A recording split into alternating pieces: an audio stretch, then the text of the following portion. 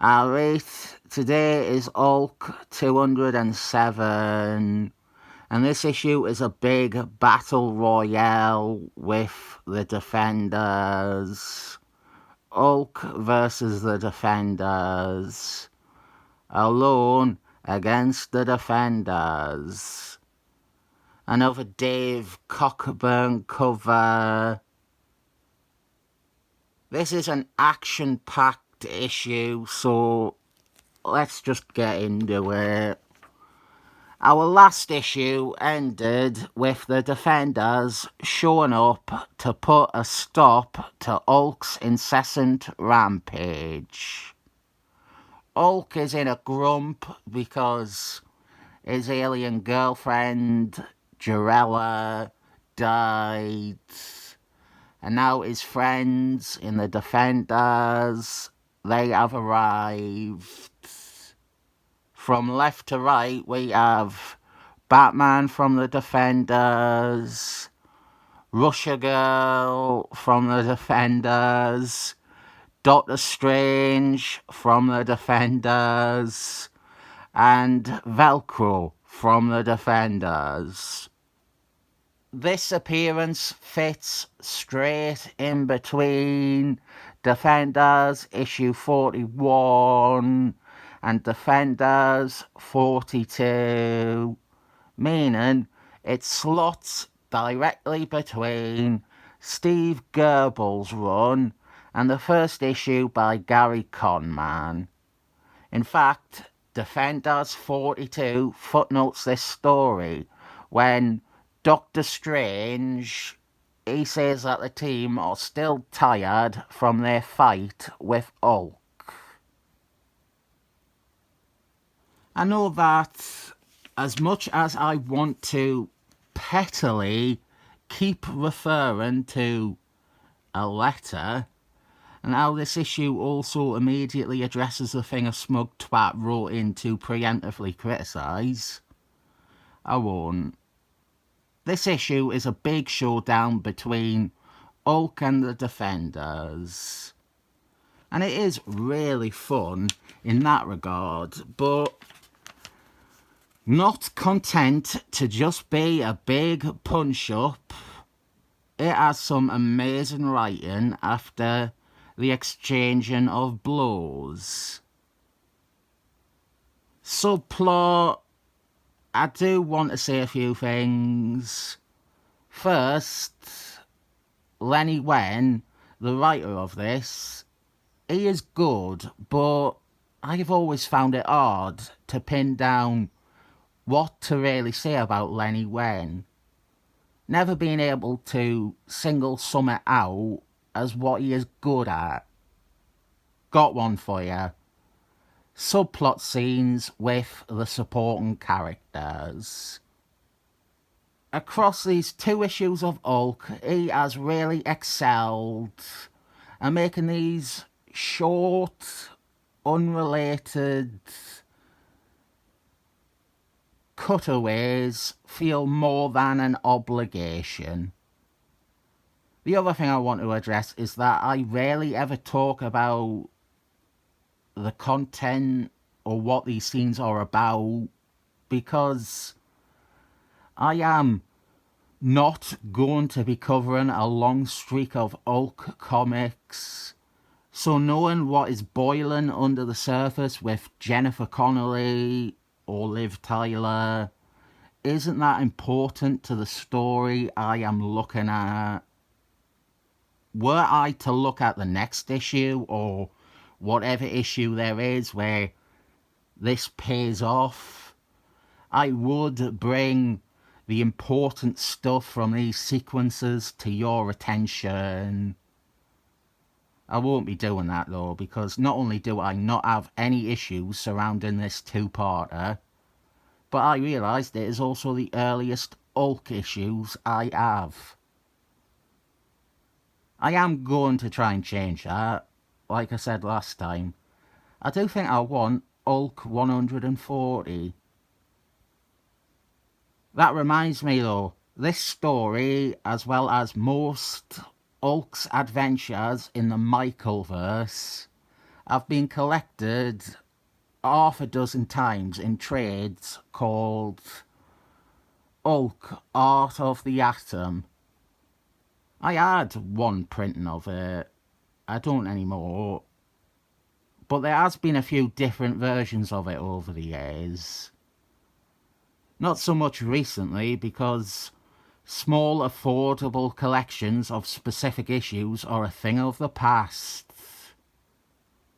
But while I would say it is a great collection, offering a nice sample of Hulk comics, I cannot recommend it because it, or at least the one I had, didn't collect Avengers 88.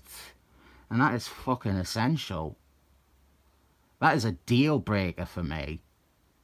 Even collecting What If 23 didn't redeem it in my eyes. I would say it is really only that original story and this one here that are highlights.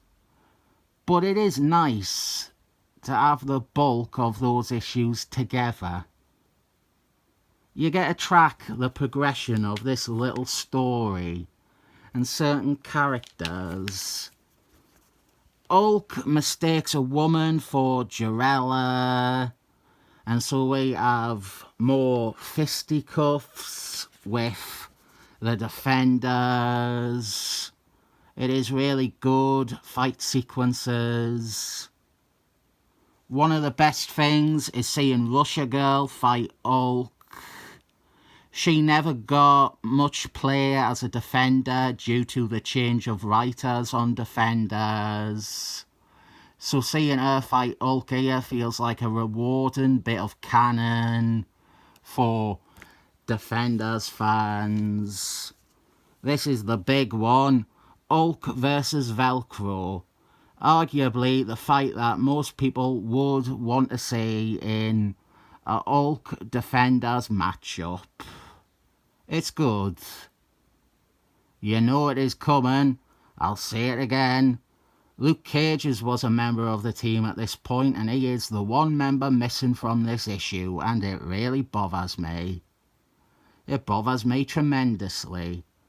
Because I think Hulk versus Luke Cage's is at the same level of appeal as Hulk versus Velcro.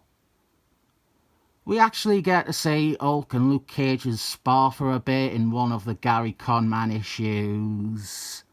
Or maybe it is one of the ones actually written by Anthony Davis over Conman plots. I can't remember. But I always liked the interplay between Hulk and Luke Cage's fuzzy hair, as Hulk called them. Batman over here. Batman from the Defenders versus Hulk. You must be thinking this is downright silly. What could Batman do against the Green Goliath? Besides drunk driving, that is. Well, he could talk him down is what. My favourite superhero story resolution. The hero appealing to reason and empathising with their opponent. And this is where the really nice stuff begins. I do want to say quickly, one of the big things about this issue is that it is firmly rooting Hulk and Defenders, their two titles, as concurrent. Throughout the first 40 issues of Defenders, and to be honest, again after this, the problem will resurface over and over where Hulk's activities in his solo comic do not make sense with his appearances in Defenders. There was a long period where Hulk was meant to be in Canada, but every month he would be appearing in Defenders as well. There's stuff like Hulk going to Counter-Earth, or Hulk going to the Michaelverse. You would have stuff like that for several issues, or for months, and Hulk would be in Defenders at the same time, and there would be no reference to him seeming to be in two places at once. So this here is locking in events in Hulk's title with things in Defenders. We nailed down some continuity briefly. That Hulk series is happening roughly simultaneous with the Defenders issues of the same time. Hulk, of course, wanted Doctor Strange to cure Jarella. He wanted Doctor Strange to use his magics to restore Jarella to life, which Doctor Strange plainly cannot do. So we have this real honest exploration of grief through Hulk. It is obviously similar to a child learning of death. And I am not even going to mention the cupcakes because I want to focus on how well done and powerful this actually is. We have been seeing Hulk's reactions and his emotions throughout the two issues. But this is where we really strip away any hope or false hope. And we see the man monster hurting. I also hate that I had to cut away to this bit with Velcro in part 1 because it spoiled it. But yeah, we have a lovely ending where the Defenders tell Hulk that he isn't alone. Jarella is gone, but he still has them. It's tremendous, and one of the best scenes ever written with Hulk and the Defenders. It's stuff like this, where Velcro and Doctor Strange and Batman, they are shown to care deeply for Hulk. Hulk is their friend. They understand that he isn't a monster, that he is as human as they are. It is scenes like this that make me review Defenders 49 and say how much it irritates me that the whole issue is the Defenders treating Hulk like dirt. There's not much to complain about here. Actually, I would say there is nothing to complain about here. Luke Cage's is a suggestion or a disappointment. It's not a criticism. This is practically a perfect issue. I would recommend it to any Hulk fans, any Defenders fans, any comic fans. I'm not sure what more you could want from a comic, but I bet a certain someone will have written a letter in saying it was all the worst Hulk story ever because he could have done it better. I need to give this 7 thumbs up.